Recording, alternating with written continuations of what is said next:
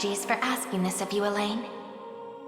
It's merely that I'd like to make an inquiry regarding the nature of these sanctuaries. Please, your presence is more than welcome. We'll ask the sage together.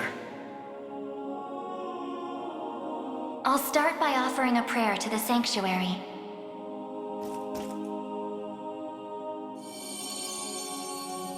He who bears the ring of the unicorn, present its grandeur before me.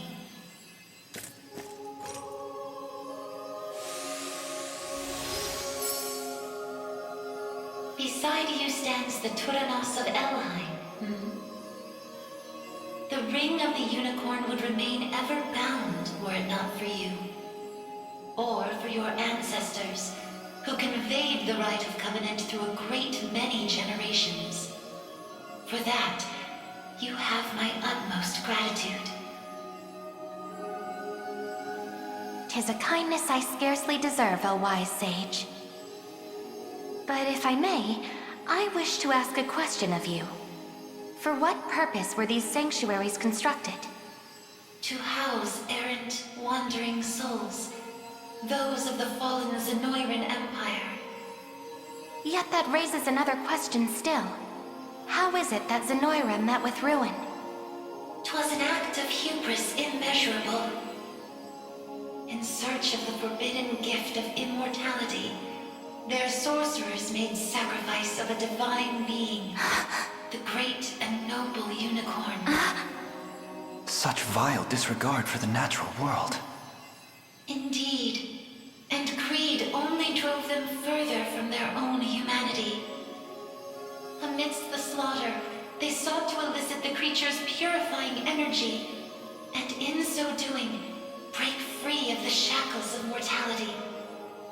Yet the cleansing fires of the unicorn glow impossibly bright, violent in their rejection of vice and villainy. For the wicked-hearted to harness such a power as their own would be a contradiction of its very purpose. 'Twas a miscalculation of the most fatal ilk. With the beast's dying embers, the fury of the unicorn struck Zenoira's people. Their skin burned, their flesh was rent from their bodies, and their souls were condemned to wander for the rest of eternity. How horrible. 'Twas the greatest irony, then, that the rite proved a success in the end. From the ashes of tragedy rose but one survivor. A single girl, capable of communion with the divine unicorn her countrymen had so cruelly defiled.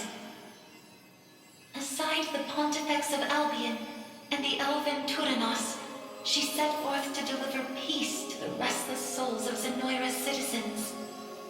A venture which saw them construct 6 sanctuaries spread through every land of Fevrith.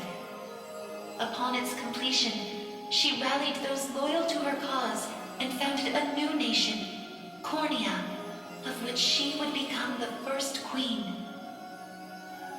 And with the spirits of her brethren pacified at last, she relinquished the power she had never once wished to receive.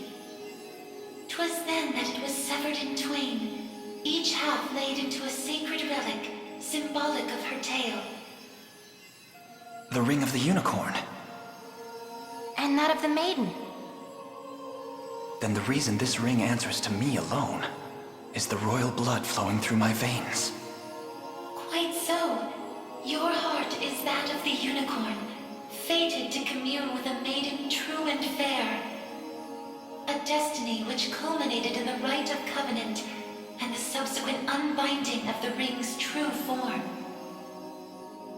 Now, the power of cleansing housed within these grounds will prove a great boon in the battle ahead. You need only accept its grace.